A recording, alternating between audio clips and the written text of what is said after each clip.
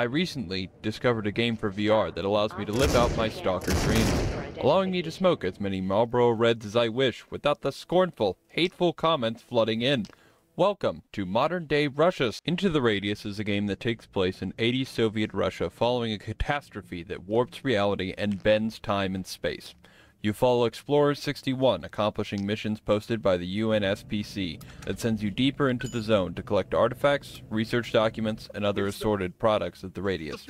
Your journey sends you deeper and deeper into the affected zones, and you begin to encounter stranger anomalies and the unhappy residents of the Radius. Eventually, you reach the center of it all, and are face to face with horrors beyond your comprehension. You will have a choice: to free the afflicted, end the Radius, or collapse under the weight of what you can't comprehend.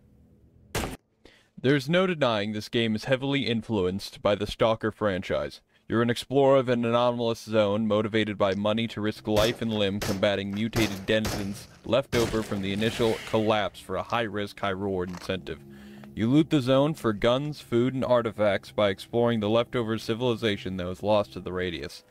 As you progress through the Radius, the guns and gear become better, assisting you in defending yourself from the increasingly dangerous enemies that appear. You have to crawl across the landscape, avoiding anomalies that pock the Radius. If you played Stalker, you'll recognize many aspects of this game. There are many leftover hostile inhabitants of the Radius. They all stem from the previous humans that lived inside the Radius when it initially occurred. The fortunate simply perished to the initial collapse, turning to ash, but many were not as lucky. The remaining were turned into warped versions of themselves, seeking out any living being and attempting to end them.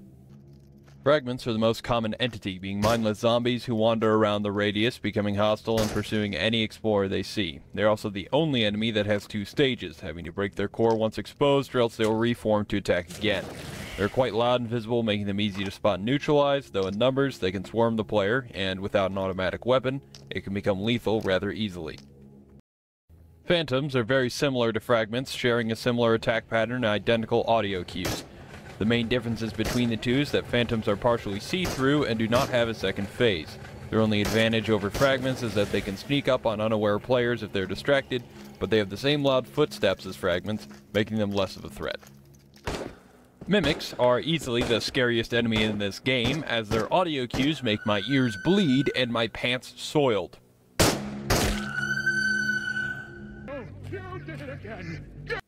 They are ranged enemies that hold a variety of firearms and are most common in the further areas of the map.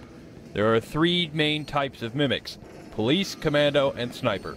Police are the easiest to kill as they only have pistols and are relatively weak. They make audible noises when they walk and will aimlessly run from cover to cover randomly. Commando mimics are trickier as these fucks like to sneak up on you, and they emit no audible noise when doing so. They bear the appearance of Soviet-era soldiers and carry rifles and SMGs, along with sawed-off shotguns. I have died numerous times to the shotguns, despite wearing bulletproof vests and helmets. Unlike police mimics, they have the moving strats of Call of Duty pros, dolphin diving and corner camping like real COD legends. Sniper mimics are a similar degree of annoying as they are equipped with sniper rifles and ghillie suits. They can also engage you from 75 meters, meaning they can 360 no-scope you before you can even render them.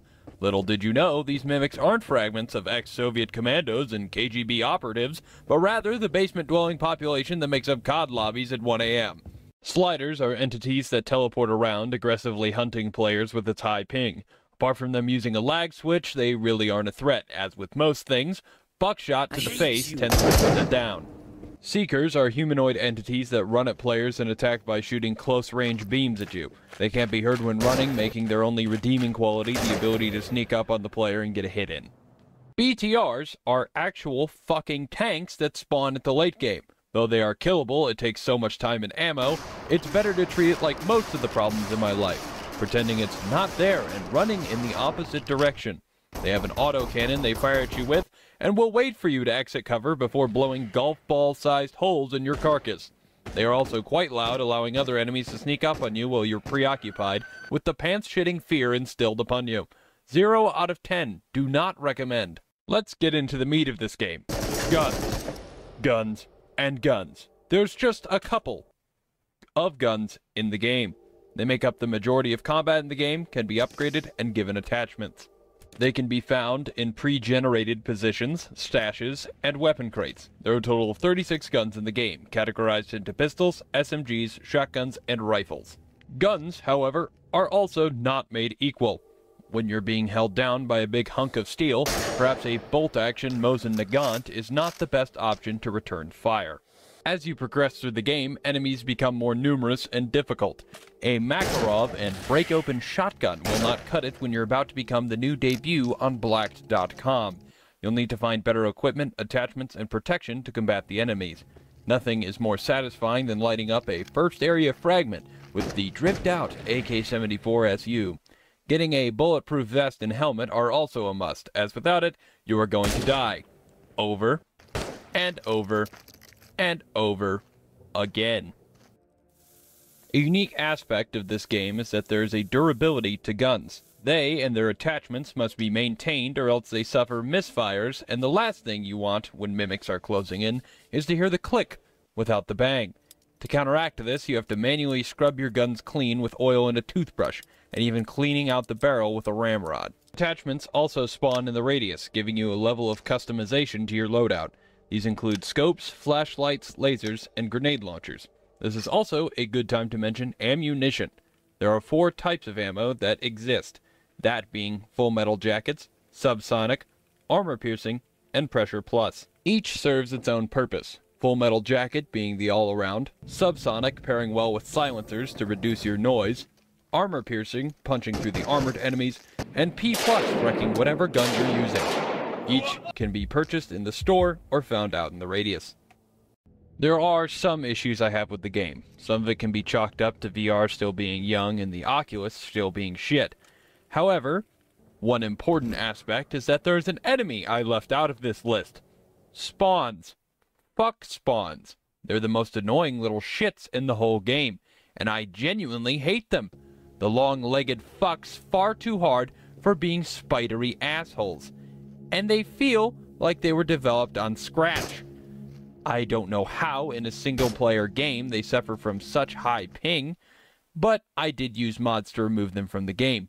Some may call it a skill issue, but I already play War Thunder and do not need another excuse to abuse crack in order to cope.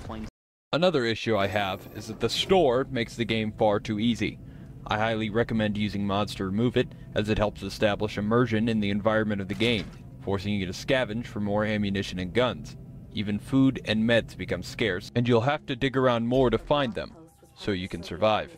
The lack of interaction with other humans is also a downside, though I will say it is also a positive as well. Knowing that you're the only person in the radius enhances the fear when you hear a bump in the night, because you know, whatever it was, wasn't human. Although, the lack of people and dialogue make the radius and HQ feel rather empty.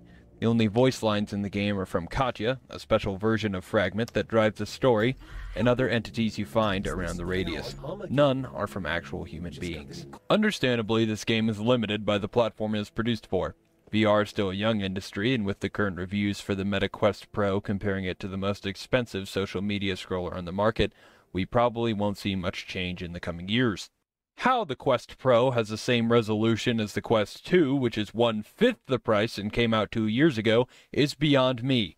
But what the Lizard Man wants, the Lizard Man will get.